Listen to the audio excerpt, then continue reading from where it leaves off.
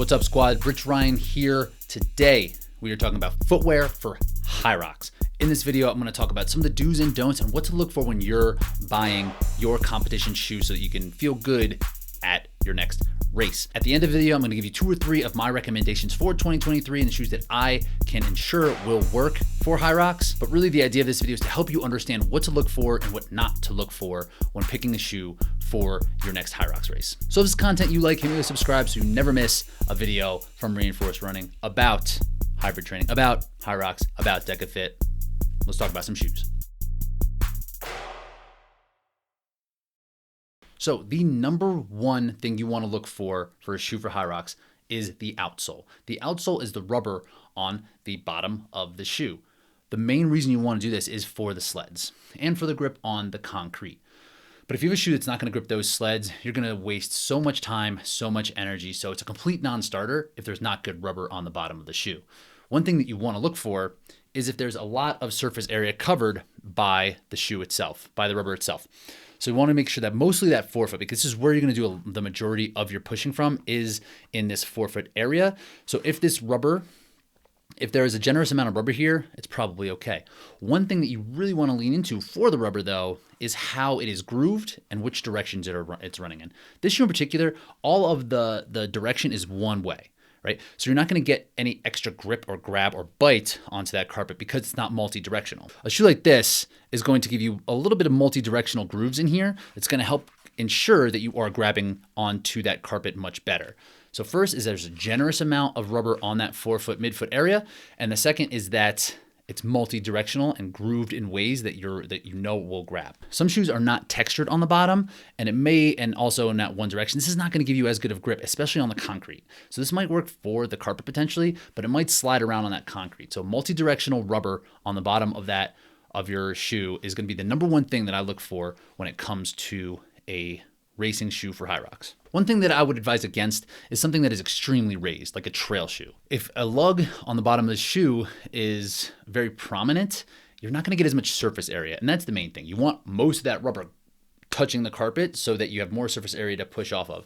The raised lugs, although may be intuitive, works much better for ground that it can dig into, for mud, for soft surfaces, where this carpet isn't soft. It is flat on the concrete and it doesn't dig into it at all. It is a very thin carpet, so you need that surface area of the rubber to make sure that you are not sliding back. A trail shoe is just not going to do it. The second thing that I want to make sure of is that the shoe is going to be stable to a certain extent. A lot of these shoes now that are on the market that are like these racing marathon shoes are stacked really high. And that means the foam from the ground to where your foot sits is elevated. So it kind of feels like you're on stilts a little bit. So going around turns can feel pretty unstable. And if you hit anything, it's easy to kind of tip over. So the stack height, you really need to be cautious about because a lot of these are stacked really high and they're designed to run straight. In a Hyrox, you're doing a lot of turns, or a Dekafit, you're doing so many turns that it's not going to feel stable as you're going over. It's going to feel like you're kind of catching and kind of going over, or you're risking turning it over itself.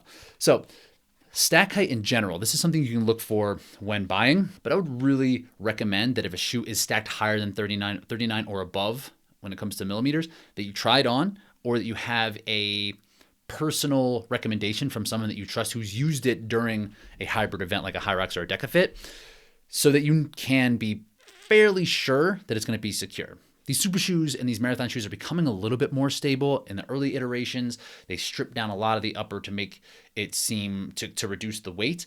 And we're running straight on the road a lot, and turns, it's not as important. And they have other shoes for the track or for 5K that are going to be a little bit more nimble. But these bigger marathon shoes, they didn't have that in the beginning. But what's seeming to happen is that they're creating a little bit more stability around the shoes now, that it's a little bit easier to keep your lockdown on the top of the shoe a little bit more substantial. So I would recommend trying this on or having some type of personal recommendation. But realistically, anything that's under 39 millimeters is probably going to be pretty stable for the event. Along the lines of stability, one thing that I like to look for is the heel counter. The heel counter is the back of the shoe that has a bit of structure built into it. So this is going to really help keep you secure in your footwear. I've seen a lot of people pop out of the back of their shoe, and that's one way to really kill your time in a race, is to have to stop, put your shoe back on, and hope that it stays on. So one way is just to kind of feel the shoe itself. If there's very flimsiness back here, I would try it on, or I would get some sort of personal recommendation to ensure that this works. And again, a lot of the marathoning shoes are going to have this stripped down and have something on the inside to make sure that your foot stays in while running. But while pushing a sled, it's a completely different deal. So ideally, you'd want a little bit of structure in that heel to make sure that you're not slipping out of it during the sleds. So the next thing I would consider is if you should use a plate or if you should not use a plate. A lot of these newer shoes that have these high-end foams will stick a plate in the middle of that foam, one, to help compress the foam so you get a little bit more energy return, and they curve the plate so that it helps propel you forward so that there's a lot more forward momentum going with that. Very effective for running on the roads, but around turns and doing things like functional fitness movements, it can be a little bit less than ideal. So you'll see in a regular training shoe, the forefoot will bend. This will allow you to move a little bit more freely within the shoe during things like the row or the wall balls or the lunges. Where a shoe that has a plate in it, you can hardly bend. It hardly moves. So you need to make sure that you are able to be stable on this without it tipping you forward, in particular for the sled pull. Some of these shoes are very aggressively tipped forward that you can't really use that rubber on the bottom to help walk yourself back during the sled pull. So if you are going to use a plate, I would make sure it's not super aggressive. Some of them are really, you can get on right away and it feels like it's tipping you onto your toes. So I'd make sure that that is not something that you are dealing with, because it's going to be harder for 3 or 4 of the stations, but it doesn't mean you can't use them. Sometimes you can easily sit onto that midfoot or in the back to the heel, and it's not rocking the entire way because it's not very aggressive through the back of the shoe, just toward the front. So there's some different super shoes that will use this. It's a safe bet to not use a plate, but it doesn't completely eliminate a shoe. The last part is the foam. Most of these newer models of shoes are going to have some type of enhanced foam, and it's going to really help give you some energy return and take away some of the feeling from the ground during a Hyrox event on that concrete. I would highly recommend using some kind of superfoam. And the superfoam doesn't necessarily come with a plate. You can get regular trainers that are going to be a little bit lower that are going to also have that foam and give you a little bit of that energy return. The problem with trying to pick a superfoam is that you kind of have to do a little bit of research to understand what each company is calling their superfoam. It's all different types of proprietary blah, blah, blah that like just basically says the same thing.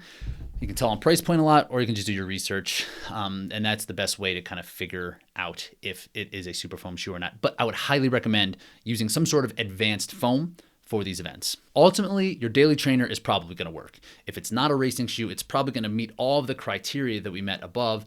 And really the difference in your getting a marathon super shoe versus your trainer and how it's going to affect your end result, it's probably pretty little. If you get a shoe that is all of the things that I said above and type of a super foam and has some kind of plate in it, and it's not gonna make you that much faster. It might make your experience a little bit better. It might make you feel a little bit more confident. But a daily trainer that hasn't been run through the mill during training and has some fresh rubber on the bottom, feels more secure, that's probably gonna be a very safe bet. So if you have a shoe that you like during training, just get a fresh pair that you use only for racing.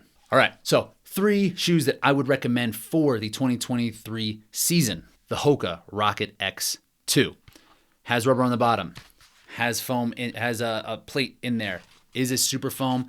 Downside, the heel counter is not very stable. It will work around turns, but on the sleds, it might not feel super comfortable here, but all the rest, I believe it will work. The Brooks Hyperion 2. This is one of my top shoes in 2022. It remains on it for 2023.